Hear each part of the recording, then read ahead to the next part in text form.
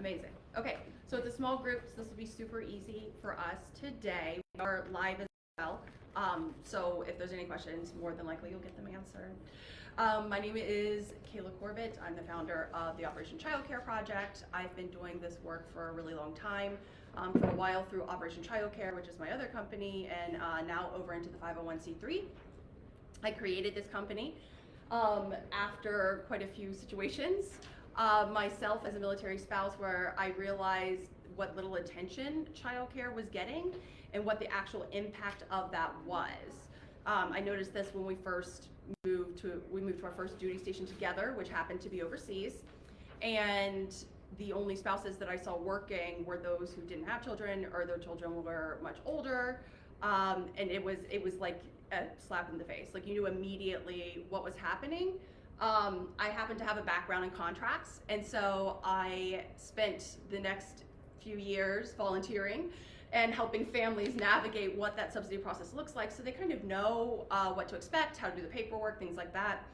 And it wasn't until we got back to the US, and at that point I was an expert in it. I'd helped many, many families, and I went to a center that was on the list that I was approved for. I had my job. And then I found out 2 months in that the center should have never been listed as approved. And I ended up being out, it was about $7,000. And at that point, there wasn't any ability for me to get on a different wait list for childcare and keep my job. So I quit. And it took another 1.5 years before I was able to actually get another job. And so what I realized is that if I, as a subject matter expert, could not do this, how in the world are other families going to be doing this? So I took that opportunity to kind of do it myself. Kind of like that, fine, I'll do it myself mentality. And I will say, like, I still frequently lose access to childcare fee assistance, even though I am an expert in this. It's a kind of a lack of transparency, which is something we'll touch on later. It's policy, it's exhausting, and what I found is that most families just give up. They don't try anymore, which is really unfortunate, because if we were louder about it, we would be more likely to get some sort of policy change. But you're really made to think, this is a moral failing. Like the opportunity was there, a solution is there, and you just haven't tried hard enough, or you did it wrong, or you're expecting too much. And so the louder we are about our collective experiences, about how it's almost like it's stacked against us, the more likely we are to be able to really impact change.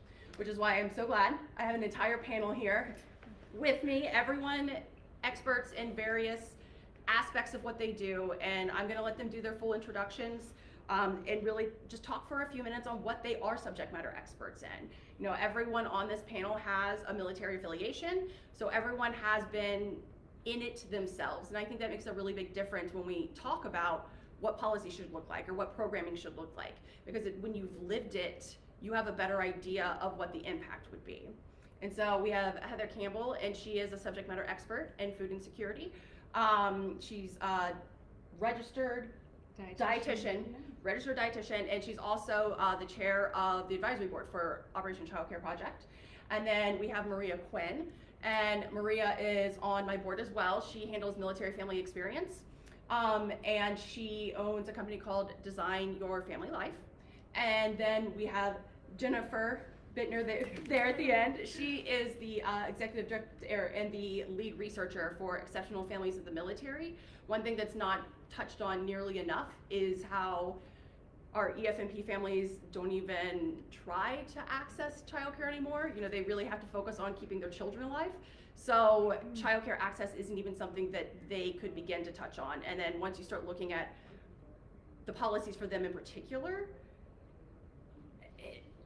it would take a mountain to be able to get that. So I'm really grateful for her and for Exceptional Families in the Military for lending their expertise so we can design programs that make the most sense. So I am going to pass over to Heather first. Heather.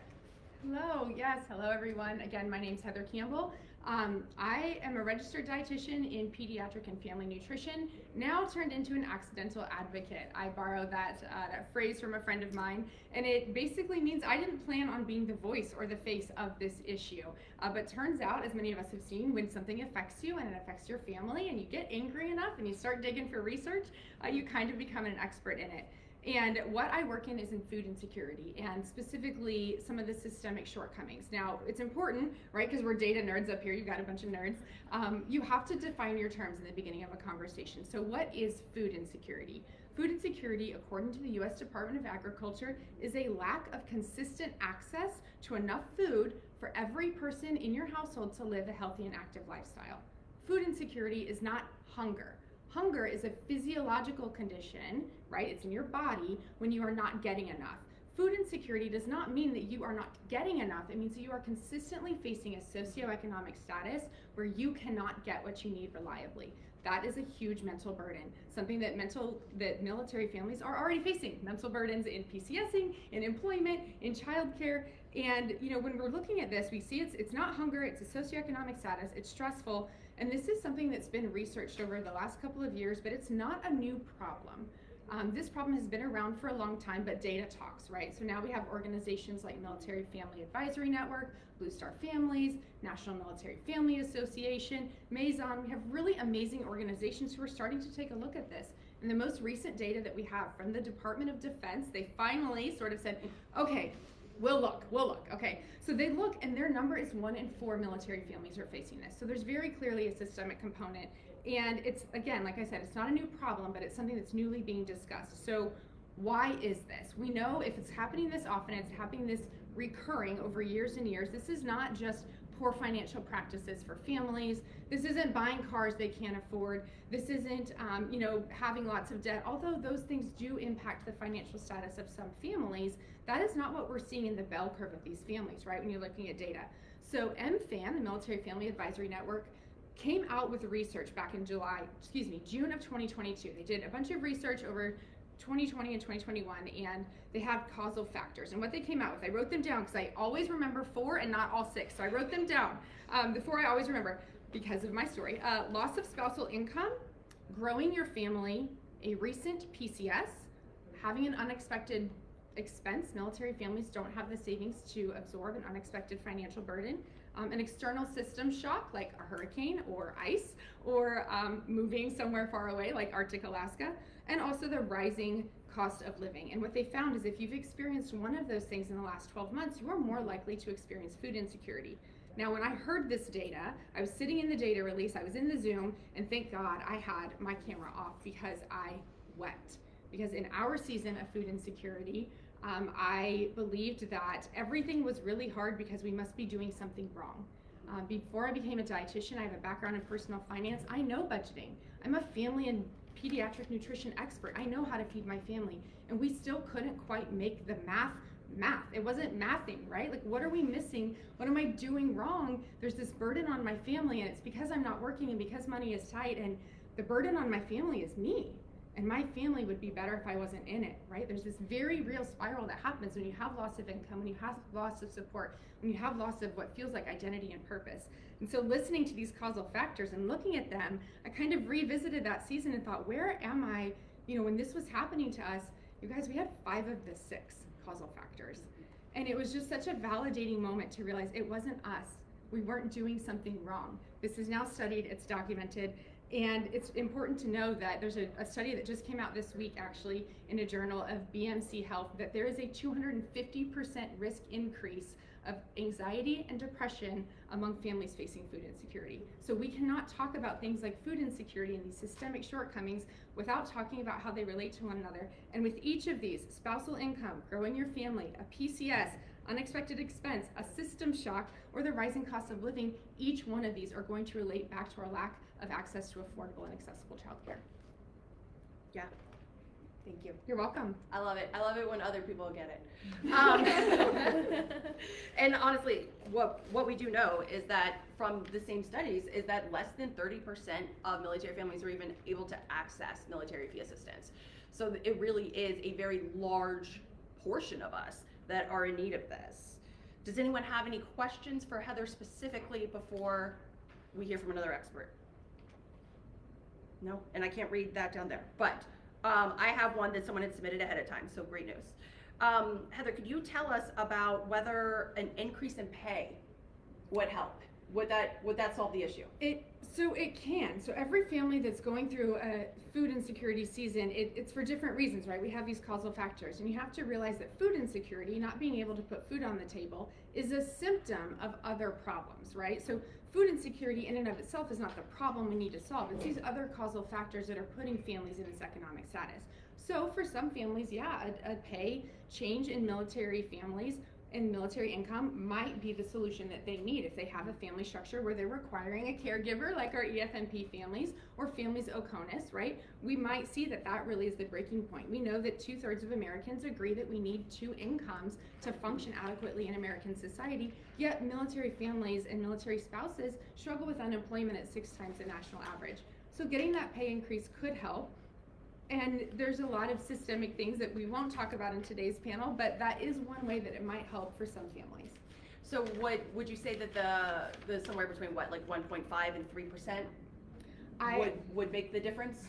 I cannot say that I think 1.5 to 3% increase would make the difference, although for some families it might. Yeah. We lived overseas where we received COLA. We had a cost of living adjustment.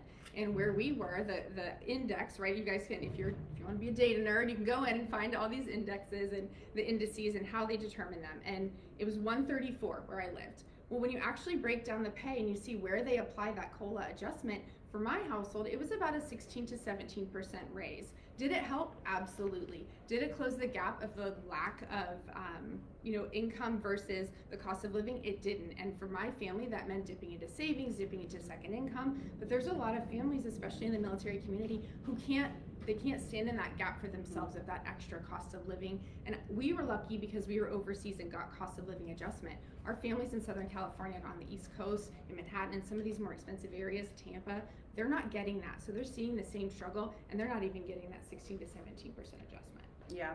Okay, thank you. Maria. Yes, ma'am. Oh, yeah, go ahead. So remove the childcare portion of this, and let's say that you have an EFMP family, right? And your children are on the far side of the spectrum to the point that they can't be in school, they need to be homeschooled, they need that extra care, that ABA care, which is really a tough subject right now, and I know we're going to get into that. But what would be the next step in order to help with food insecurities? So I think if we are able to have access to childcare and we're able to get all of the families what they need to support, childcare to support so that spouses can have employment or can even just have opportunities to fill their basic care tasks for their family, right? I'm sorry, going to the grocery store alone is not a break. It's a care task for my family, right? We call running errands chores outside the home. So letting me do my chores by myself is not a break. You're not doing me a favor, right? Mm-hmm. So That's a good way to word it. Honestly, it's just chores outside of the home. So, for some of these families, maybe it's not because they need to have a second income, but for sanity's sake and therefore the mental safety of the caregivers and the parents and the family, it is important that we have opportunities to get the support that we need. So while childcare might help, in some families it might allow income for a second job. It might allow volunteering, giving back to our communities, being involved. There's lots of different things that sometimes we're kept from because we don't have a way to partake in those activities when we have children. And I think the EFMP portion of it, a lot of people will be like, oh, just apply for respite. It is not that easy. We qualify for respite. We cannot access it though, for multiple reasons, whether it's not enough providers, there's not enough hours, et cetera, et cetera. I am fortunate enough to be an EFMP family where I can work part-time from home. But even if I did access respite, which a lot of people tell us, hey, if you want childcare, apply for respite. We can't work. It's in the regs that you can't work. So what if you're active duty military? And I'm dipping into what I was going to introduce, but why not? Whatever. Just go with it. Anyways, so we have active duty family members that come or dual military families that come to us at EFM and say, hey, what can we do? My child, I just had a baby and they're in the NICU, they're going to require nursing care. What they're telling me, I can't go back to work, and what do I do? And sometimes they have to get out. You know, one spouse has to get out of the military. Let's be honest, it's usually the wife, right? And sorry, Facebook. But anyways, it's typically you know, the mother that gets out, and you know, whatever. But it's just sad that we can't work or go to school. So even if you're trying to maybe go get your undergrad or go to grad school, we can't do anything. It's used to just rest. And I believe some of our families have been like, to take a nap. I've been told by somebody in leadership, like, you know, just take a break in the closet. Just sit in the closet and like eat something. And I'm like, that sounds fantastic. Like, I used to be a previously practicing therapist. I'm like, that was never on my list of coping skills. But you know, so it's things like that our families are legitimately being told. And when I tell you, when I got that like advice as respite, I was just like, every time I go in my closet now, I like look at it. I look at it differently. I'm like, this is not Time for your break. Yeah, exactly. Right. This is my time out. I think about it with like pre-puberty kids, right? We're in those tween ages, and like I have boys, and they are starting to really stink. It turns out that like boys are stinky, you know, and their shoes smell terrible. Like I don't want to go sit in a closet with their sneakers because I'm not going to eat a snack in there because it smells like hot feet. And I mean, think about it. You know, we're all moms, we're all caregivers, and you're going to sit in your closet and you're like, God, I really need to organize this. I need to get rid of this. We're going to be PCSing soon. This needs to go. It's not going to be a break. Anyways, sorry. Yeah. So for those the 1 in 4 families that are experiencing with insecurity, whether they even know what that is what they're experiencing, right? Because they may have all of these issues at the same time. What type of education or things that are out there for them if they don't know, even they're in this, they don't know how to label it, you know, it's okay, this is what we're experiencing and we feel bad and is it our fault or, you know, whatever. Yeah, no, that's really fair. I'm going to let her answer the food insecurity, but I will say when I speak to families, and this is part of one of the reasons why I talk about restructuring of surveys, because a lot of the ways that they ask the questions, they're not getting to the core issue. Was a PCS a cause of stress in your life? Yes, but why? Why was it a cause of stress? Why did it impact your employment? Was it because frequently what we'll end up finding out is they had childcare, they had a support system, they had a family member nearby, they had a job, they had everything laid out for them, and then when they moved to the new location, maybe they only had one of those pieces, or they only had 2 of those pieces. And what we're getting to is the actual core issues. And when it comes to food insecurity, like you said, in the 5 causal factors, when I read that report, 6, sorry, you're right, look, I just did it. You internalize the ones that make sense to you, right? Like, oh, these are mine, yeah. When I read the report, I was so excited that the attention was finally being brought. And so even when they did move from the first piece being like the child aspect, even when they went to the second piece and they got the quotes from the families, it was still, well, I didn't have childcare, so, and I was like, yes. Not for them, of course, but like for the cause. Yes. Like vindication. I think when we're, thinking about food insecurity and not knowing where the pain point is, right? Like, is it like, oh, is this all related to because we moved and I lost my support network and I can't get work that covers childcare, and that's where there's a problem, right? Because in that season of stress and overwhelm and that mental load, you just know that it's not working and you're not sure which piece.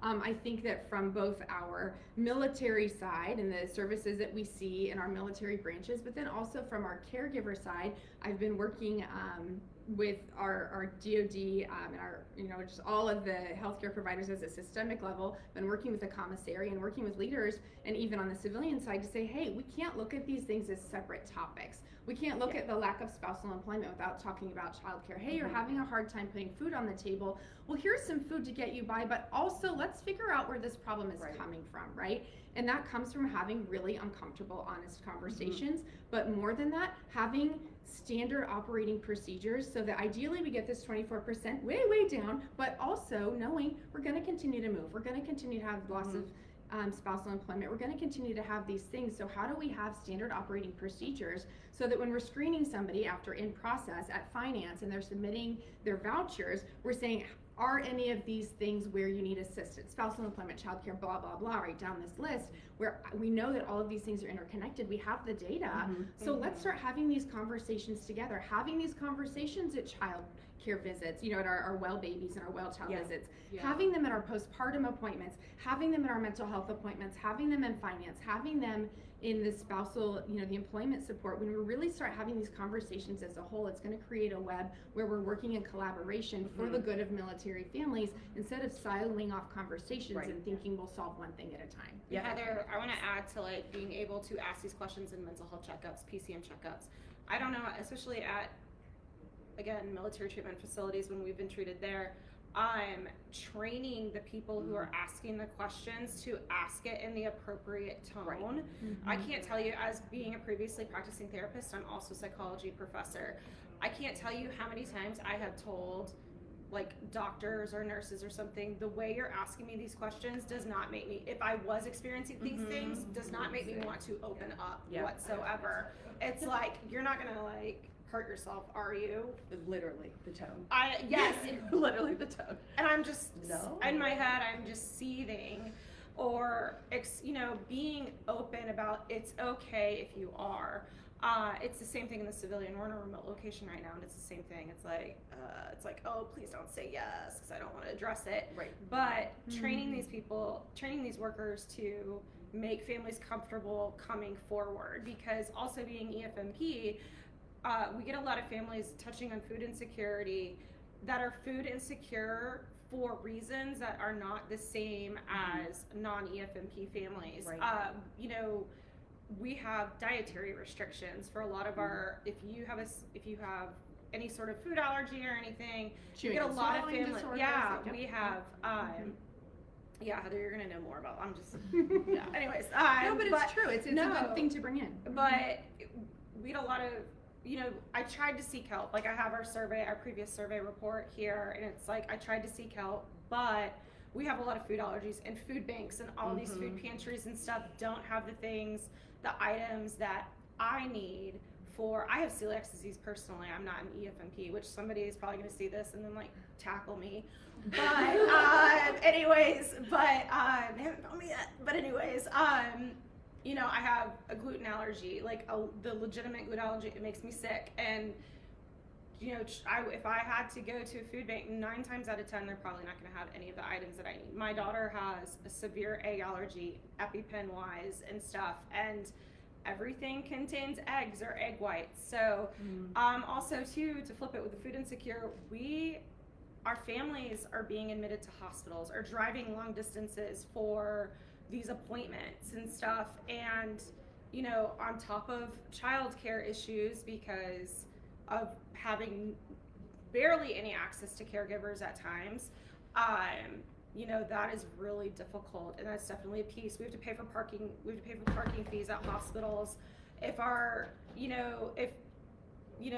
the EFMP family member is an adult and they're admitted to the hospital, if one of their children is suddenly admitted to the hospital, think about the cost of food at hospitals. I'm going to tell you right now, it's no different than Vegas, because it happened to us last August, because my daughter was suddenly admitted like very late in the night, and just thinking about that, like, okay, my husband couldn't bring me any, like, my food up or anything, and so it's things like that our families are constantly having to budget for. Austin often tells the story of, you know, the family member that's trying to decide, like, am I paying for gas or food at the hospital, or am I going to buy or a medication or something, or am I going to buy a gallon of milk? Like, we've literally had to make that decision. And if we did have more access to childcare, like, options besides respite, because the CDCs don't take our kids that are medically complex. They take kids with ADHD and limited behavioral issues, but they're not taking my severely autistic son, Right. who is non-speaking and uses an AAC device. They probably don't want my daughter, who has like 3 different inhalers and an EpiPen and all. They could tell me that they would, but it would be very dicey. That'd be a really big, gamble on our end. So it's such a cyclical, if I'm using that word correctly, Right. concept. So sorry. Perfect order. Yeah, it is. Because I apologize. I'm gonna jump in. It's all right. and I think we've gone rogue. we can this is perfect. So Maria Quinn, everyone. Hello. So what we've kind of laid out is some of the really, really, really tough challenges. And so Maria Quinn, I'm speaking here on behalf of Maria Quinn and Maria Quinn only, not on behalf of the Department of Defense or the Air Force or the Space Force. So we're dual mill. We've been in 15 and a half years. We've got 6 little ones. When we came out to DC in 2014, we were both on 12-hour shifts, different schedules, of course. And we both feel called to serve and also grow our family. And so we had to invest immediately in another adult, right? How else do you show up for work if not another adult? And as all these PCSs, we're not in your family, pretty standard, right? Mm-hmm. And so we, for the first time, invested in a nanny. And I do call it an investment because if you've done any numbers, it is a true investment. Yeah. And so for the last 12 years, that's what we've been using to ensure that we can serve and do decent. We've done okay, right? My husband's in the audience. Thanks for cheering us on. And again, having 6 kids, so it's been a blast and we love it. And we're hopeful that we can share those experiences, the good and the bad, to really encourage folks that you can do it. You just have to invest, make some serious choices. But really, what I want to share about today is the Child Care in Your Home pilot program. So different solutions for different people, right? Based on what your family is, what your work schedule is. Sometimes the CDC is not the only option. And as we all know, there isn't enough capacity at the CDC if every single one was staffed perfectly, right? Yeah. So we owe families more than just the CDC. So what I've been trying the last 2 years as we have this new pilot program is, okay, I think there's a missing piece. And so now that we've hit about 750 families that we've supported with this missing piece of on-demand childcare education support, because what you've just heard from not only their personal experiences, but also every single family they've supported in their individual roles, is that, as I hear all the time, is childcare is personal. Absolutely, right? As a parent, that is our obligation and opportunity to figure out what's best for us, right? To figure out our long-term family goals and get after it in the short term. And so being able to help families know that they have a full suite of options is what I've kind of been testing. If I can come in these crisis situations, which a lot of times they are crisis, and it's leaders and families that have called me in my test pilot the last 2 years, I tell them I'm going to take you from feeling overwhelmed to back focus on the mission because your family is secure. And the security that I'm working on is the child care piece. And it's the education. Sometimes we only know what our parents did for us, right? Mom stayed home, maybe dad stayed home, maybe grandma watched, or maybe you went to daycare. And maybe that's all you realize. And so for a lot of our folks at every single rank and in every single branch, there isn't a common understanding of the full suite of childcare options. And so that's what I'm trying to bring to the table is we now know more than ever across America and in the DoD that we have more single working parents because they have to, right? And we have more dual working parents than ever before. And so what does that mean? Does it mean childcare is an option, a nice to have, just like Kayla eloquently pitched earlier today, so proud of her. Absolutely not, right? Childcare is infrastructure. It is the very basis for us to be able to get after these harder things. And so learning how to change that conversation and meet families where they're at to be able to help them understand, okay, here's your options, let me explain them to you. Here's your fee assistance options. I want to make sure we bring that into the conversation. And so education side, I give them the options.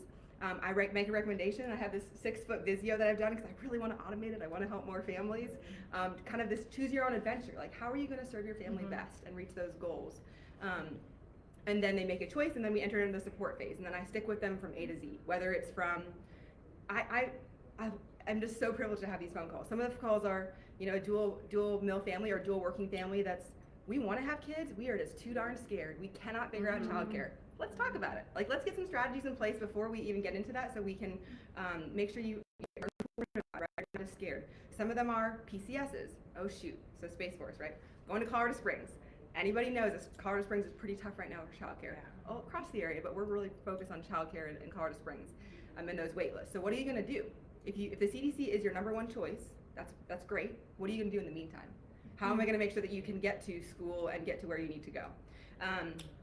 And then sometimes it's, hey, a nanny actually makes sense, or a nanny share, or an au pair. And I really, really want families to be able to make those choices the first time, so they're not rematching with multiple au pairs or hiring inappropriately. So what I've done the last few years, I'll be fully honest, have not made a penny, and that's perfect for us. I really want to be above reproach as I'm navigating the active duty side and the where's this missing piece that I really want the DoD to invest in. And so that's exactly what it is. Yeah. On-demand education support. Yeah, and I met Maria through that work. Yeah. Yeah, because we both were like, they just need to know. People just need to know. Sometimes you need to know that there is no option. Like sometimes you need to know that what you think is going to be it is not it.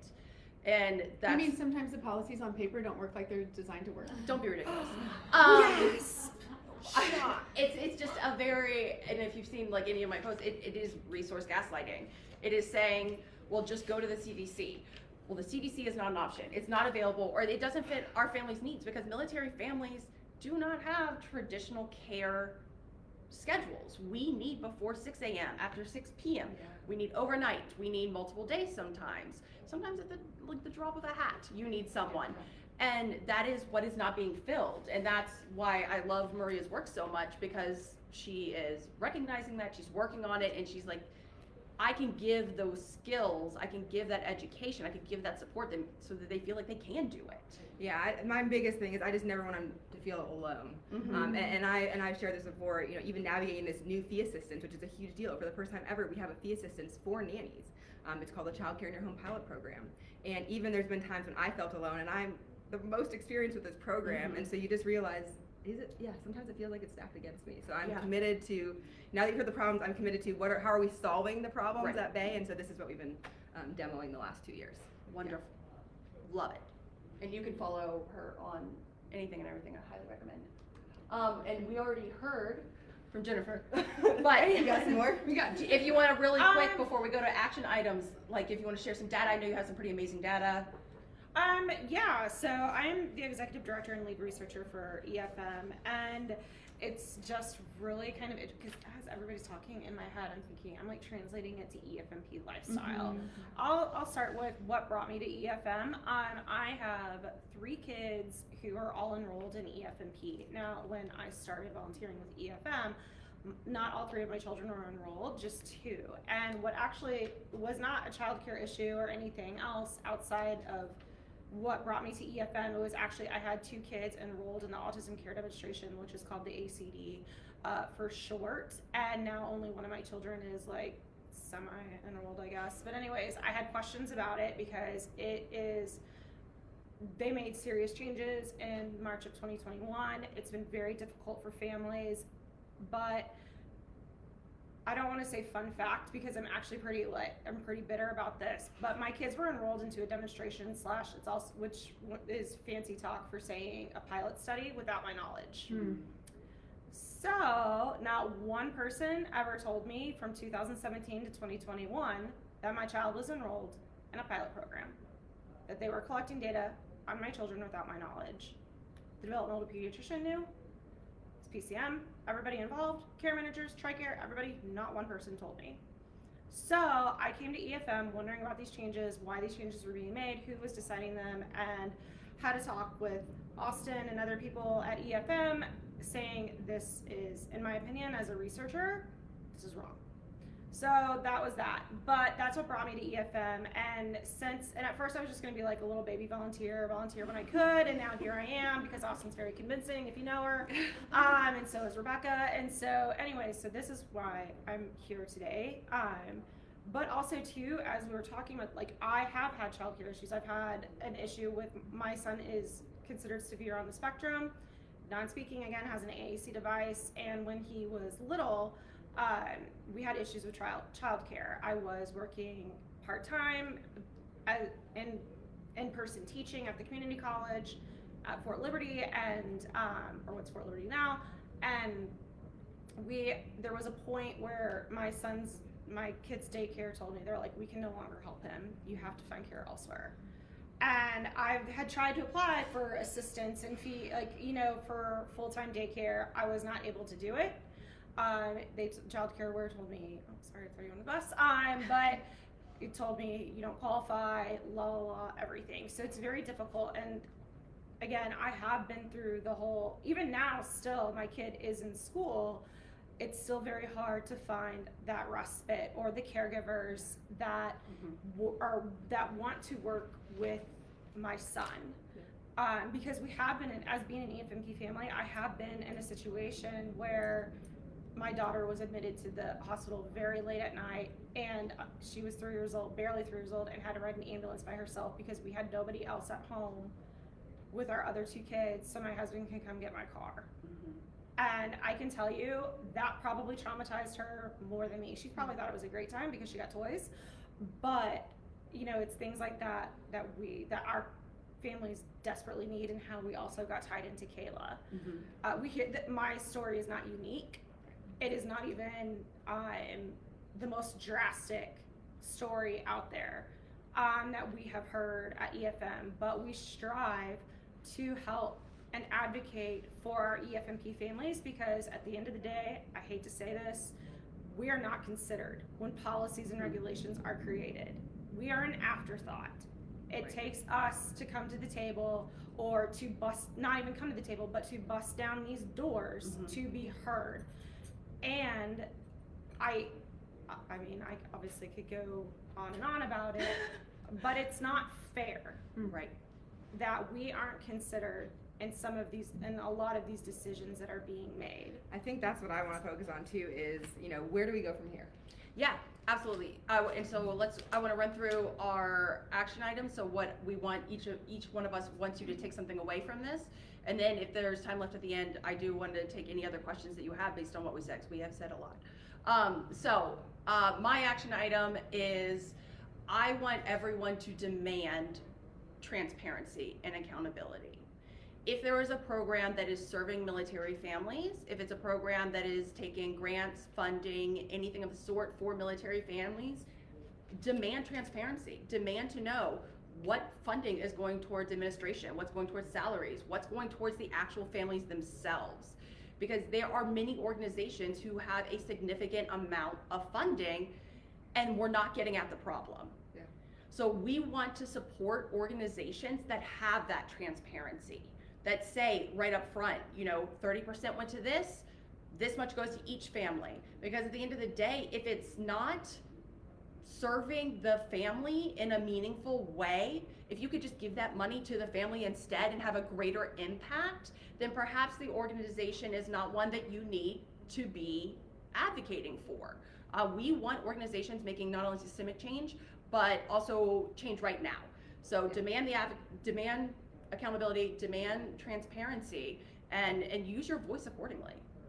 I think for me, you know, when we're thinking about food insecurity, which like I said is a symptom of other big like systemic issues, you know, the big action piece would be, one, educating yourself on different things, different gaps, different areas of concern for military families, or even for your local community. Some of the things I've experienced in military community, you know, on the East Coast are not the same needs that we had in interior Alaska, right? So understanding really, when you have these uncomfortable conversations, either within your family or within your community or your installation, where are the gaps and how can we stand in those gaps? Because the reality is, many of us know, policy change takes 5 to 7 years if you get on a fast track, right? Right. So we're talking about really long timelines for systemic change. So we need to understand where the gaps are, so that on our installations and in our local communities, we can be standing in the gaps for those families.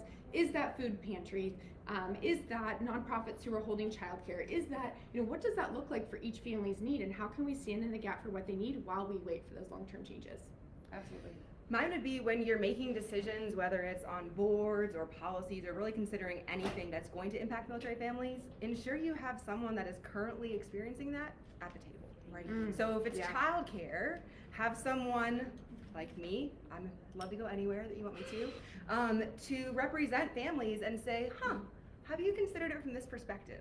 Because what we're seeing is that, you know, in a bureaucracy, which the DoD is, we're not really accountable to shareholders or the bottom line, and so unfortunately families are missing their voice there. So consider having the folks that are impacted by it as a part of the conversation, and that can be done in many different ways, but do not continue to exclude folks and look for opportunities when you can have them there, even if it's maybe extra. You think it's extra. I bet a military spouse or someone that's currently experiencing the problem could really help bring some new ideas and absolutely a fresh perspective to make sure we can make some change now. Yeah, absolutely. And Jen? I agree with Maria. Austin and I have talked about this and several others at EFM. Bring EFMP families to the table. Yeah. We know what's best for our families and what we are going through. We want to help make changes, and we want to help retain our families as military families. Absolutely. So just consider us. I know we're going over. No, so. it's fine. It's fine. I think that's a great trusting families. And that's something We're that I talk telling- about a lot. We're telling so many people exactly what we need, and we're being told, thanks, there's an app coming. Yep. Right? No. So Yeah. Not soon enough. You just gotta listen. I feel like there's been this long concept that families don't know what's best for them. That they are not capable of making those decisions. And what we know, at least in the military realm, is the spouses are overeducated. We know everything. We run our families. We run Our local lives. community. We are the unpaid labor that supports the mission. So when we say, well, we need this, we really do need that. I would say the military spouse the community is shifting from sort of one expectation to saying like, we want to work, we want to be involved, we want to do this, we want to be able to do X, Y, Z. Please don't expect us to just stay home. Right. And if we have kids, and just stay home and take care of the kids. It's shifting. Yeah, it should be so a choice. much, and I think the mentality of the military needs to shift with that. Yeah, absolutely. All right. Well, we are at time. Thank you. Thank you. Yes, go ahead. I can ask you. No, do the question. With my We can company, pretend I like we're employ getting mainly